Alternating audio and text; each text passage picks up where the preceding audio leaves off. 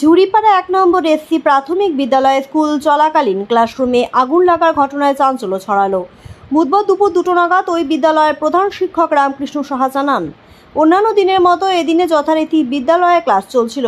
সেই সময় হঠাৎ একটি রুমে আগুন লাগার ঘটনা ঘটে। স্কুলের বাইরে থাকা সাধারণ মানুষজন আগুনের ফুলকি দেখতে পেয়ে তড়িঘড়ি স্কুলে ছুটে আসেন।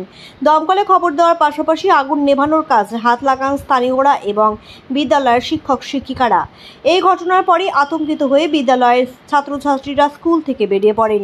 বিদ্যালয়ের সূত্রে জানা গেছে বিদ্যালয়ের ওই রুমে কোনো ক্লাস চলছিল না, কোনো ছাত্রছাত্রী, ফলে কোনো বড় ধরনের দুর্ঘটনা থেকে রক্ষা পেয়েছে।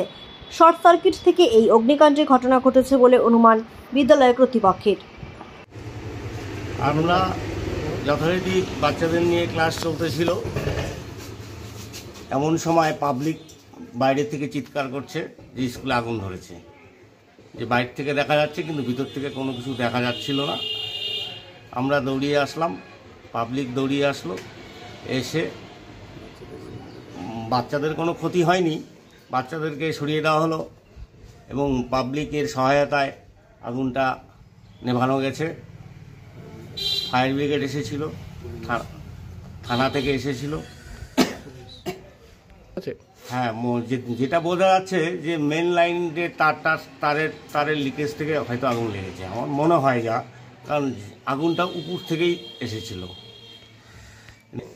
মিটার বক্সের ওখানে কিছু হয়নি, যা হওয়ার উপরে হয়েছে। স্কুলের ওই সিলিংটা আর স্কুলের টিনগুলো ক্ষয়ক্ষতি হয়েছে, কিছু জিনিসপত্র। যে ক্লাস চলাকালীন এই ঘটনা ঘটেছে নাকি?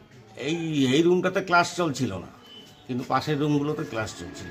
মানে যখন আগুন লাগে তার আগ মুহূর্তে এই রুমে স্টুডেন্টরা ছিল? না, কোনো ছিল না। এটা কখন হয়েছে ঘটনাটা? 12:15টার দিকে। ফায়ার ব্রিগেড পরে আপনারা ফায়ার ব্রিগেডে খবর দেন, তাই তো? হ্যাঁ, সঙ্গে সঙ্গে ফায়ার ব্রিগেড খবর দেওয়া হয়েছে আগুন দেখার পরে। তারপর ফায়ার ব্রিগেড এসেছে, তার আগেই আগুনটা আমাদের নিভানো হয়েছে। আপনার নাম? আমার নাম রামকৃষ্ণ সাহা, ঝুড়িপাড়া 1 নং এসসি প্রাথমিক বিদ্যালয়ের প্রধান শিক্ষক।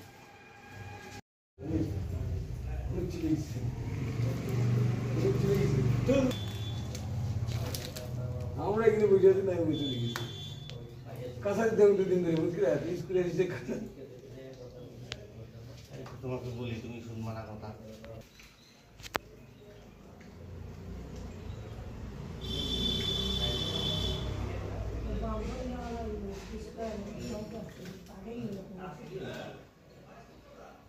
আগে